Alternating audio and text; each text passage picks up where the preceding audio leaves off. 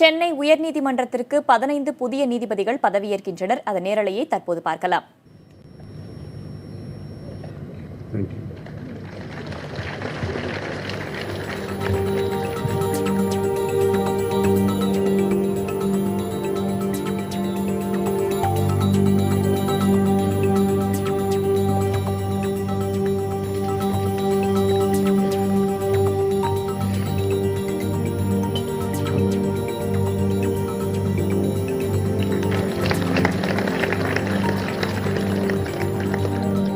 Thank you, my lord. Now I read the warrant of appointment of Thiru R. Subramanian. By virtue of the power vested in me by Clause 1 of Article 217 of the Constitution of India, I, Pranab Mukherjee, President of India, do hereby appoint Sri R. Subramanian to be a judge of the Madras High Court with effect from the date he assumes charge of his office, given at Camp Dehradun this 28th day of September in the year 2016. In the 67th year of the Republic of India. Now I request Sri R. Subramaniam to take oath of office.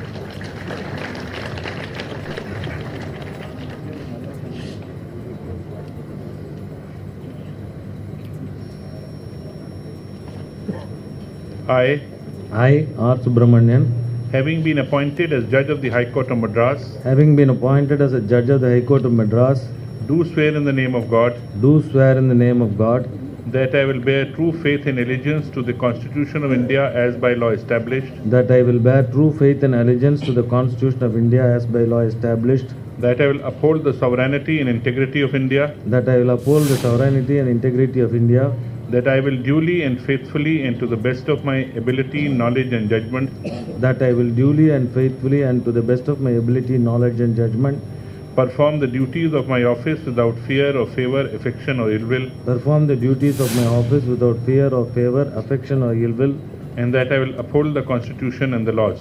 and that I will uphold the Constitution and the laws.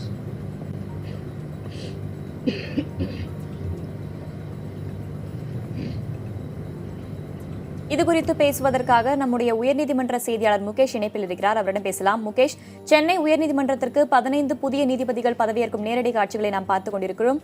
இந்த பதவியேற்பு விழாவிற்காக என்னென்ன ஏற்பாடுகள் எல்லாம் செய்யப்பட்டிருக்கு? யார் யாரெல்லாம் இந்த விழாவில் கலந்து கொண்டிருக்கிறார்கள்? இதுல பாத்தீங்கன்னா சென்னை உயர்நீதிமன்றத்துக்கு 75 நீதிபதிகள் பதவியிடங்கள் வந்து ஒதுக்கப்பட்டிருக்குது. இதுவரையிலும் பாத்தீங்கன்னா 39 நீதிபதிகள் தான் கடந்த 6-7 மாதங்களா இருந்துட்டு இருந்தாங்க. இன்னையிலே வந்து இடத்தை வந்து நிரப்பணும், காலி இடத்தை நிரப்பணும்ன்ற நோக்கத்துடன் 30 பேரோட பட்டியல் வந்து மத்திய அரசுக்கு உச்ச நீதிமன்றத்துக்கு சென்னை உயர்நீதிமன்றம் பரிந்துரைத்தது. சென்னை உயர்நீதிமன்றம் பரிந்துரைத்த 30 பேர்ல 24 பேரை வந்து உச்ச நீதிமன்றம் அனுமதி அளித்து அதை வந்து மத்திய சட்டத்துறை அமைச்சகத்துக்கு அனுப்பியது. மத்திய சட்டத்துறை அமைச்சகம் அந்த 24 பேரையும் நீதிபதியாக நியமிக்க ஒப்புதல் அளித்தது. ஆனால் முதல் கட்டமாக 2 பிரிவாக பிரித்து, அதாவது 15 பேர் கொண்ட பட்டியலை ஒரு குழுவாகவும் மீதி 9 பேர் கொண்ட பட்டியலை இரண்டாவது குழுவாகவும் பிரித்து முதல் 15 பேருக்கான ஒப்புதலை அளித்து அதை வந்து குடியரசுத் தலைவருக்கு அனுப்பிச்சாங்க. அந்த குடியரசுத் தலைவருக்கு அனுப்பப்பட்ட 15 பேர் பட்டியலில் குடியரசுத் தலைவர் பரிசீலித்து இவர்களை 15 பேரையும், அதாவது நீதித்துறையிலிருந்து மாவட்ட நீதிபதி அந்தஸ்தில் பணிபுரியும் 6 பேரையும், வழக்கறிஞர்களாக பணிபுரிந்து வரும் 9 பேரையும் வந்து நீதிபதிகளை நியமிப்பதற்கு வந்து குடியரசுத் தலைவர் ஒப்புதல் வழங்கினார்.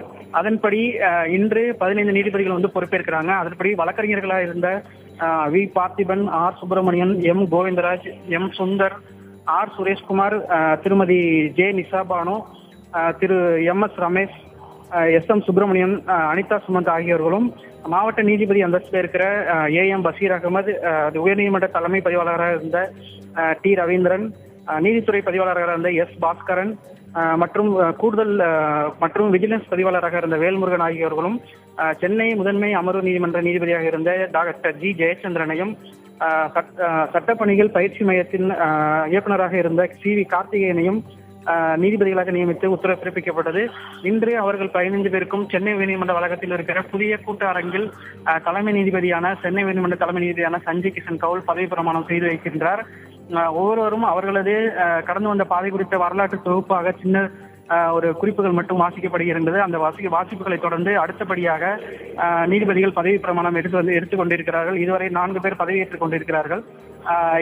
இந்த பதவியேற்பு விழாவுக்கு பிறகு இந்த பதவியேற்பு விழாவில் கலந்து கொண்டுள்ள முக்கிய நபர்களான மத்திய அரசு கூடுதல் சொலிசிட்டர் ஜெனரல் ஜி ராஜகோபாலன், தமிழக அரசு தலைமை வழக்கறிஞர் முத்து குமாரசாமி மற்றும் சென்னை உயர்நீதிமன்ற வழக்கறிஞர் சங்கம், லா அசோசியேஷன், பெண் வழக்கறிஞர்கள் சங்கம், மெட்ராஸ் பார் சங்கம் ஆகியவற்றின் சங்க தலைவர்களும் நிர்வாகிகளும் கலந்து கொண்டிருக்கிறார்கள். இவர்களுக்கு தவிர சென்னை உயர்நீதிமன்றத்தில் இருக்கிற அனைத்து நீதிபதிகளும் கலந்து கொண்டிருக்கிறார்கள். இதற்கு முன்னதாக நீதிமன்றத்தில் பணியாற்றி ஓய்வு பெற்ற முன்னாள் நீதிபதிகளும் பல்வேறு மத்திய மாநில அரசு வழக்கறிஞர்களும் தற்போது நீதிபதிகளாக பதவியேற்கும் 15 பேரின் குடும்பத்தினர், உறவினர்கள் மற்றும் அவர்களது நண்பர்களும் பலர் கலந்து கொண்டிருக்காங்க. தற்போது பார்த்தீங்கன்னா இந்த சபையை வந்து ஒரு நிறைந்து காணப்படுகிறது. கிட்டத்தட்ட 3000 பேர் அமரக்கூடிய ஒரு சபை வந்து தற்போது நிறைந்து காணப்படுகிறது. ஏறத்தாழ 1 மணி நேரத்துக்கு மேலாக இந்த நிகழ்ச்சி போகும். இந்த பதவியேற்பு விழா முடிந்த பிறகு ஒவ்வொரு சங்கத்தின் சார்பிலும் அந்த நீதிபதிகளை தங்கள் நீதிபதிகளுக்கு உத்தரவுகளுக்கு இணைந்து செயல்படுவோம் என்ற வகையில் அவர்களை வரவேற்கும் வகையில் ஒவ்வொரு சங்கத்தின் தரப்பிலும் வரவேற்பு உரை வாசிக்கப்படும். இந்த வரவேற்பு உரை அந்தந்த சங்க தலைவர்கள் வாசிக்க உள்ளார்கள். முகேஷ், சென்னை உயர்நீதிமன்றத்திற்கு தற்போது 15 புதிய நீதிபதிகள் பதவியேற்கின்றனர். தலைமை நீதிபதி எஸ்.கே. கவுல் பதவியேற்று வைக்கும் அந்த காட்சிகளை நேரடியாக நாம் பார்த்துக் கொண்டிருக்கிறோம். இதனைத் தொடர்ந்து இந்த 15 புதிய நீதிபதி பதவியேற்றதன் பின் சென்னை உயர்நீதிமன்றத்துக்கு ஒட்டுமொத்தமாக எத்தனை நீதிபதிகளின் எண்ணிக்கை இருக்கும்? அதுபோக இந்த 15 புதிய நீதிபதிகளோட முக்கியமான பின்னணி என்ன முகேஷ்? நிச்சயமா தமிழரசன், இந்த 15 நீதிபதிகளோட நியமனத்தின் மூலியமா சென்னை உயர்நீதிமன்ற நீதிபதிகளோட எண்ணிக்கை 39ஆக இருந்தது. இன்றிலிருந்து அது வந்து 54ஆக உயர்கிறது. அதே நேரத்தில் காலி இடங்கள் ஒரு இடத்துல 50% நிகரான காலி இடங்கள் குறைந்து தற்போது காலி இடங்கள் வந்து 21ஆக குறைகிறது. இன்றைக்கு பதவியேற்கும் நீதிபதிகளை முக்கியமா பாத்தீங்கன்னா நீதித்துறையிலிருந்து மாவட்ட நீதிபதி அந்தஸ்துல வந்திருக்காங்க டாக்டர் ஜி ஜெயச்சந்திரன். அதாவது சென்னை முதன்மை அமர்வு நீதிமன்ற நீதிபதியா இருக்காரு. இது ஏற்கனவே தமிழக சட்டத்துறை செயலாளர் வந்து ஓய்வு பெற்று பணி நீட்டிப்பின் மூலம் 58 வயதுக்கு ஓய்வு பெற்ற நிலையில் மேலும் 2 ஆண்டு பணி நீட்டிப்பு செய்து தற்போது கூடுதல் நீதிபதியாக நியமிக்கப்பட்டிருக்கிறார். இன்றைக்கு பதவியேற்கும் அனைவருமே சென்னை உயர்நீதிமன்றத்தில் 2 ஆண்டுகளுக்கு கூடுதல் நீதிபதிகளாக பணி வகிப்பார்கள். அந்த 2 வருட காலத்துல வந்து அவங்களோட செயல்பாடை பொறுத்து அவர்கள் வந்து நிரந்தர நீதிபதியாக்குறதா அல்லது வந்து நீதிபதி பொறுப்பிலிருந்து விடுவிக்கிறதா என்பது குறித்து 2 ஆண்டு கால அதிகபட்சமாக 2 ஆண்டு கால இடைவெளிக்குள்ள வந்து குடியரசுத் தலைவர் முடிவு செய்வார் தமிழரசன். அதுக்கப்புறமா பாத்தீங்கன்னாக்க இதுல வந்து ஜெயச்சந்திரன் வந்து சட்டப்பணிகள் ஆணையத்துல பணியாற்றிருக்காரு. தமிழக சட்டத்துறையில வந்து செயலாளராக பணியாற்றிருக்காரு அப்படின்னு சொல்லலாம். இதுக்கு அடுத்து பாத்தீங்கன்னாக்க வழக்கறிஞர்கள் முக்கியமான நபர்கள் வந்து அரசு அலுவலகங்கள்ல அரசு வழக்கறிஞராக பணியாற்றி தற்போது MS ரமேஷ், அனிதா சுமந்த் அவங்கெல்லாம் அரசு வழக்கறிஞராக பணியாற்றி தற்போது வந்து உயர்நீதிமன்ற நீதிபதிகளாக நியமிக்கப்பட்டிருக்கிறாங்க. மற்றொரு முக்கியமான விஷயம் பாத்தீங்கன்னா உயர்நீதிமன்ற பதிவாளராக, அதாவது தலைமை பதிவாளராக இருந்த ரவீந்திரன், எஸ் பாஸ்கரன் வந்து நீதித்துறை பதிவாளராக இருந்திருக்கிறாரு. பி வேல்முருகன் நீதிபதியாக நியமிக்கப்பட்டுள்ள பி வேல்முருகன் வந்து ஊழல் தடுப்பு பிரிவு பதிவாளராக இருந்திருக்காரு. இதனால இந்த நீதிபதிகளாக நியமிக்கப்பட்ட ஒவ்வொரு மாவட்ட நீதிபதிகளும் வலுவான பின்னணி கொண்டிருக்கிறாங்க. அதே மாதிரி வழக்கறிஞர்கள் இருந்து நீதிபதிகளாக நியமிக்கப்பட்டவர்களும் அவர்கள் தங்களது துறை, அதாவது வருமான வரி அல்லது நேரடி வரி விதிப்பு மற்றும் வந்து குற்ற வழக்குகள் சம்பந்தமான பின்னணிகள் அப்படின்னு ஒவ்வொருத்தரும் தாங்கள் சார்ந்த துறையில கடந்த 15-20 ஆண்டுகளுக்கு மேலாக சிறப்பான அனுபவத்தை பெற்றிருக்காங்க. அதுவே வந்து அவங்களுக்கு வந்து ஒரு பெரிய ப்ரொஃபைல் அமைந்து இன்னைக்கு வந்து அவங்க நீதிபதி பதவி ஏற்பதற்கான ஒரு முக்கிய ஆவணமா இருக்குது தமிழரசன். முகேஷ், பதவியேற்றுக் கொண்டிருக்கும் 15 புதிய நீதிபதிகள்ல 6 மாவட்ட நீதிபதிகளும் வந்து அடங்குவர். அவங்களுடைய பின்னணி என்ன? அவங்கெல்லாம் எந்த மாவட்டத்தை சேர்ந்தவர்கள்? இதுல பாத்தீங்கன்னா நீதிபதியா வந்து இதுல வந்து 6 பேர் வந்து நீதித்துறையிலிருந்து வந்து தற்போது சென்னை உயர்நீதிமன்ற நீதிபதிகளாக பதவியேற்றிருக்காங்க. இவர்கள் வந்து முதலாவதா நம்ம பார்ப்போமானால் நீதிபதி வந்து டி ரவீந்திரன். இவர் வந்து சென்னையில 1959ஆம் ஆண்டு பிறந்தவர். சென்னையை பிறப்பிடமாக கொண்டவர். இவர் வந்து ராயப்பேட்டை புதுக்கல்லூரியில தன்னுடைய கல்லூரி படிப்பை முடிச்சு அம்பேத்கர் சட்டக்கல்லூரியில கல்வியை முடிச்சாரு.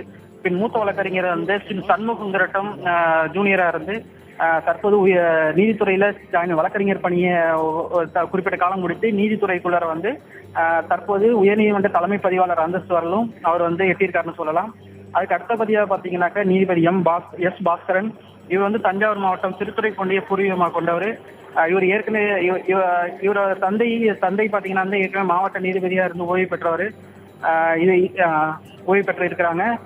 நீதிபதிகள் சங்கம்னு ஒரு சங்கம் இருக்கு. அந்த சங்கத்தோட பொருளாளர், செயலாளர், தலைவர் ஆகிய பதவிகளையும் இவர் ஏற்கனவே வகித்திருக்காரு. கடைசியாக பார்த்தீங்கன்னா நீதித்துறை பதிவாளராக இருந்து தற்போது பணியில் இருக்கிறவரை வந்து நீதிபதியாக நியமிச்சிருக்காங்க. மற்றொருவர் பார்த்தீங்கன்னா நீதிபதி பி வேல்முருகன். இவரோட பின்னணின்னு பார்த்தீங்கன்னாக்க இவர் தற்போது வந்து உயர்நீதிமன்றத்தோட ஊழல் தடுப்பு பிரிவு பதிவாளராக இருக்கிறாரு. இவர் திண்டுக்கல் மாவட்டம் தாமரைப்பாண்டி கிராமத்தை சேர்ந்தவர்.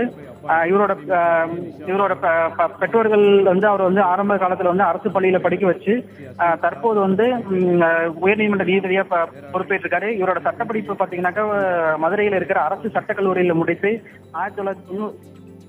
1990ஆம் ஆண்டு வக்கீலாக பதிவு பெற்றிருக்காங்க. இது மாதிரி ஒவ்வொருத்தர் நீதிபதிகளும் அந்த 6 பேர்ல ஒவ்வொரு நீதிபதிகளும் தங்களுடைய பணிகளை வந்து சிறப்பாக செய்வாங்க நம்பிக்கையுடன் பதவியேற்பதாக தெரிவிக்கிறாங்க.